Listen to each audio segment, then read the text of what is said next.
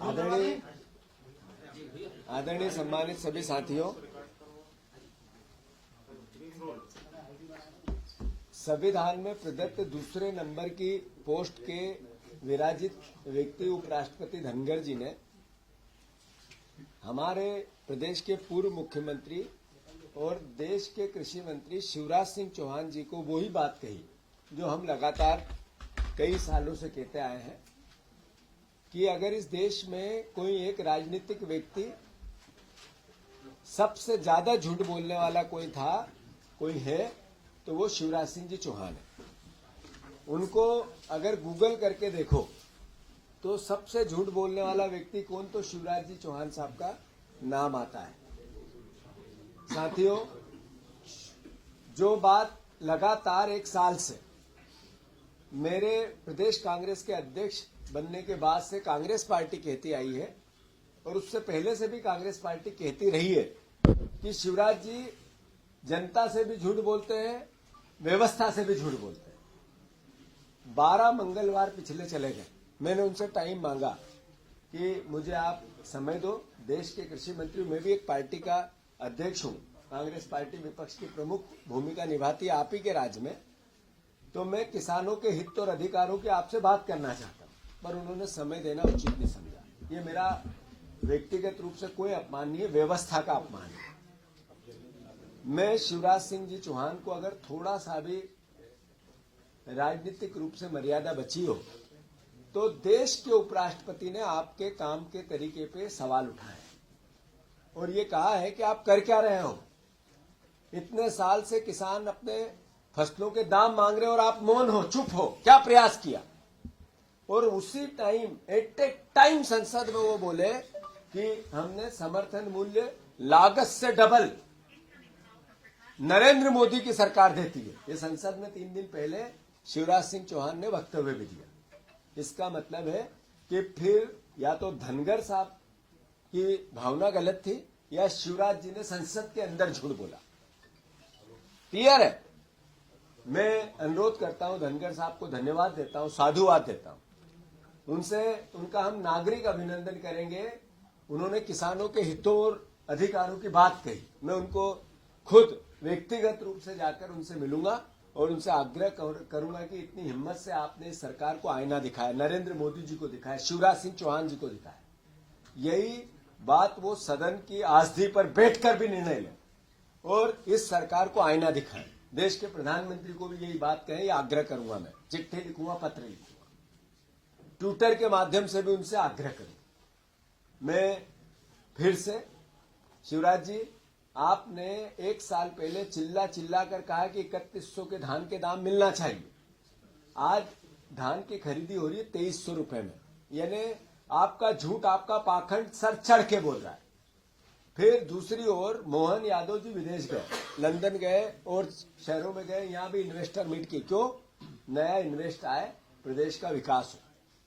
यहां जो पहले से अपना इन्वेस्ट कर चुके हैं राइस मिल, उन्होंने आज ही आपके राइस मिल के 2 साल के पैसे, पीडीएफ के चावल जाते वो आपने नहीं दिए।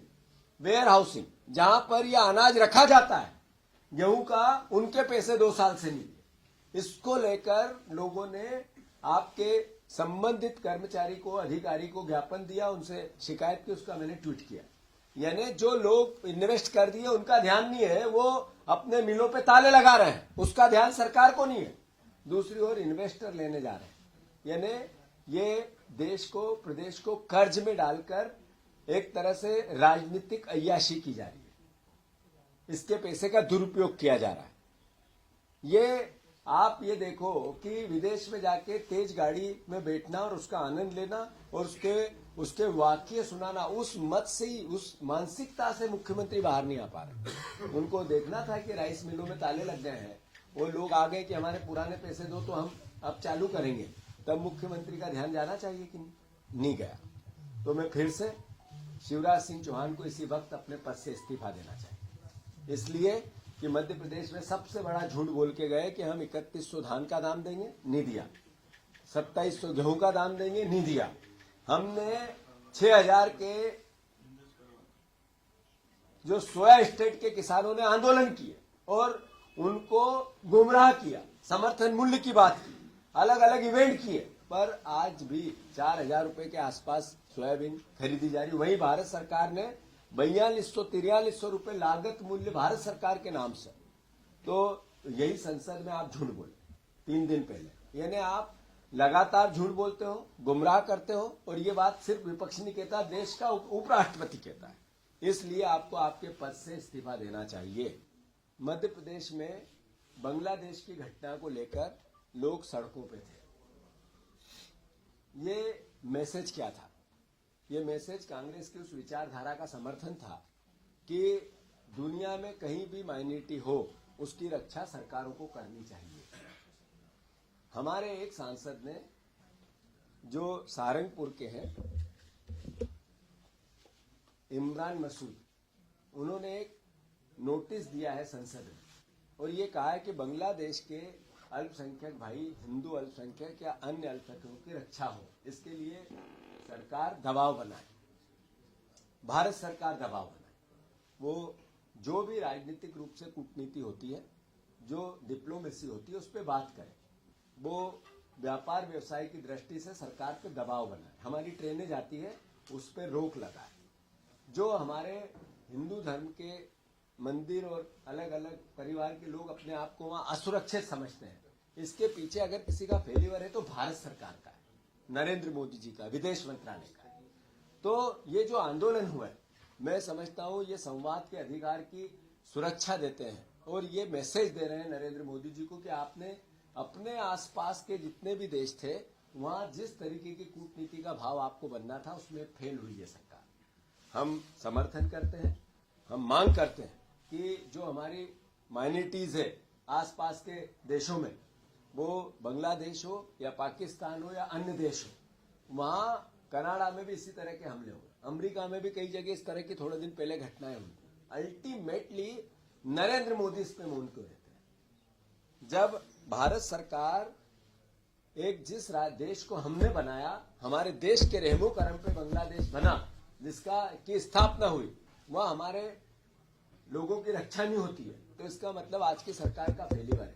हम मांग करते हैं मोदी जी से, विदेश मंत्रालय से, कि जल्दी से डिप्लोमेसी का उपयोग करना वो करो, दूतावास उनके अल्टीमेटम देना वो दो, यूएन में जाके बात करना, जो राजनीतिक रूप से एक विदेश नीति के अंतर्गत नॉर्म्स बनते हैं उस पर इस सरकार ने निर्णय लेना चाहिए। मैं मानता हूं कि पूरे परिवार के, भारतवर्ष के लोग जो ये भावना रखते हैं कि सबसे पहले उस गरीब का ध्यान रखना जिसका कोई नहीं रखता, जो कांग्रेस पार्टी की नीति है कि माइनॉरिटी जितनी भी है उनकी सुरक्षा सरकार का दायित्व, तो उसका उल्लंघन हो रहा है बांग्लादेश में। हमारी वहां भी यही नीति है, भारतवर्ष में भी यही। मैं इस वक्त ये भी मांग करता हूं कि जो प्रधानमंत्री मणिपुर की घटनाओं पर ध्यान नहीं दे पाया, वो हमारे बांग्लादेश के उस अल्पसंख्यक हिंदुओं के पे ध्यान कैसे दे? केवल राजनीतिक रूप से उसका लाभ कैसे मिले, सिर्फ इसकी बात करें। तो मैं फिर से, जो देश की सरकार ने ध्यान देना चाहिए और शिवराज सिंह जी ने इस्तीफा देना चाहिए।